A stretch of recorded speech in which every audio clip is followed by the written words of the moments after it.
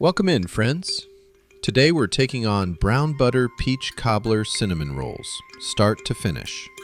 Now this one's got more moving parts than your everyday cinnamon roll, so we're going to walk it through piece by piece and turn what feels like chaos into a calm, confident bake. So why do these take more than a regular roll? A standard cinnamon roll is just butter, cinnamon, sugar, and dough.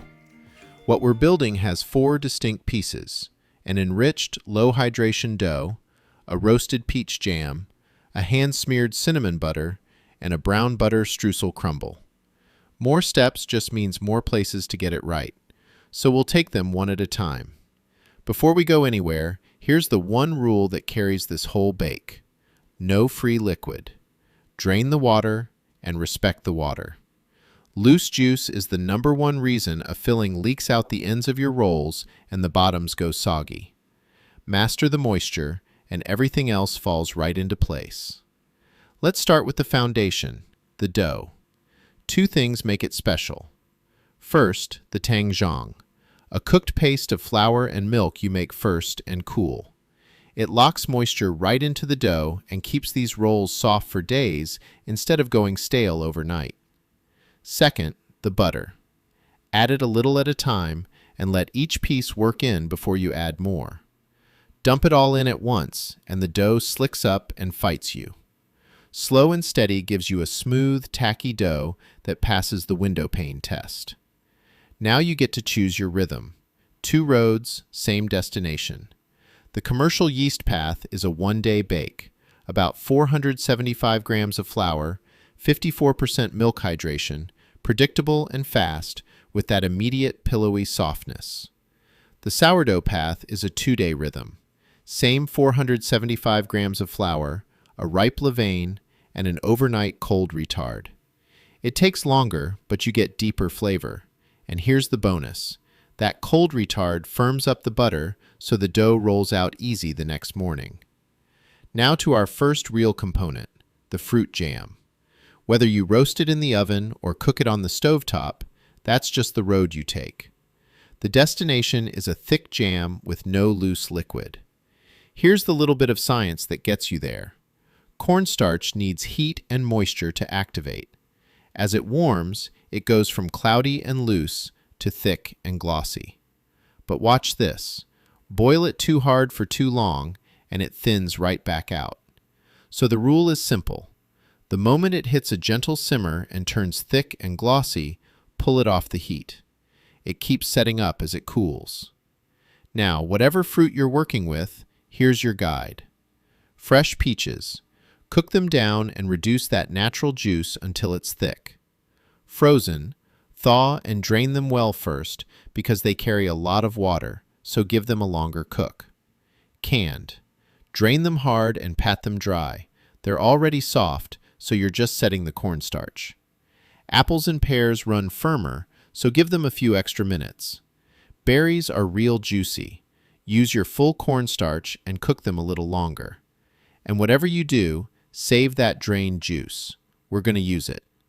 Set a few raw pieces of fruit aside too for the garnish at the end. Our second component, the brown butter. And this is where a lot of folks get the order backwards, so stay with me. First, the browning. Light-colored pan, medium heat. Watch it melt, foam, then quiet down. When you smell toasted nuts and see those golden flecks, pull it off the heat right away. Next, and this is the secret, while the butter's still warm and liquid, before any flour or sugar goes in, pour in that drained peach juice. Back on low heat and let it reduce a minute or 2 into a glossy syrup. And only then, only after that juice is married into the butter, do you stir in your streusel flour, sugars, and spices. Butter first, juice second, dry mix last. Third component, the smear and the assembly. First rule, dollop, don't drag. Spread that cinnamon butter gently with your warm hands. A spatula or a spoon will dig in and tear your rolled out dough. Your hand won't. Next, the seal zone. Roll with the long side facing you and leave that bottom inch bare, so you've got a clean edge to seal the seam. And here's the big one. All that fruit and smear is going to want to slide out as you roll and cut. That's normal. Don't panic. Work with cold dough and cool filling, and cut your rolls with unflavored dental floss so you don't squash them. Fourth component, the streusel, and this one's all about timing. Make it ahead and keep it in the fridge overnight. Then, exactly 30 minutes before you bake, move it to the freezer. That firms it up just enough to break into pieces and sprinkle clean. But hear my warning, don't leave it in the freezer for hours, or it turns into a solid brick, like trying to chop up a frozen Snickers bar. 30 minutes, no more. Now let's talk pan strategy, because your rolls are never all the same size. Use that to your advantage. The outer edges and corners are your fast cook zone. The heat hits there first and hardest, so put your biggest rolls on the outside. The center of the pan is the slow cook zone. It's the last place the heat reaches. So tuck your smallest rolls right in the middle, where they need the least. Do that, and everything finishes together. Nothing burns, and nothing bakes up raw. Here's an advanced move, if you want it. The heavy cream trick, for a soft, custardy, gooey center.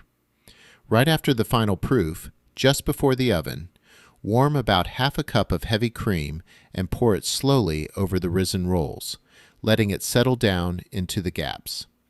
And the timing matters. Cream first, then your streusel on top.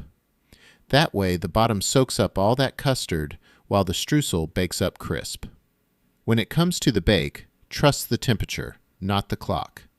You're baking around 350 degrees for 28 to 32 minutes, but that number's just a starting point. All that fruit makes these juicy, so they take longer than a plain roll. Bake until the center rolls read 190 to 195 degrees inside. And always tempt the dough, not a peach pocket. The fruit reads hotter, and it'll fool you into pulling them early. One more thing. Keep some foil handy. When the tops turn golden, but the centers still need time, tint it loosely. That stops the browning and buys you the time to finish them all the way through. And the finish. Drizzle your frosting. Don't smear it flat. Let that beautiful crumble show through. Then set your raw peach garnish on top, with the little red center pointing up for a pop of color. For storage, these are best the day you make them. Keep them covered at room temperature for a day, then move them to the fridge, since the frosting's fresh dairy. And if you're one of my market bakers, remember, most cottage food laws won't allow a refrigerated item at your table. So swap the cream cheese frosting for a shelf-stable glaze or an American buttercream. And always check your state's rules first. So here's the final word. Drain the water. Respect the water. Cook your fruit to a jam. Keep your dough cold. Arrange your big rolls on the outside. And bake to temperature, not to time. Do those few things, and these rolls come out right. And remember, perfection is not required. Progress is. Now go bake something wonderful.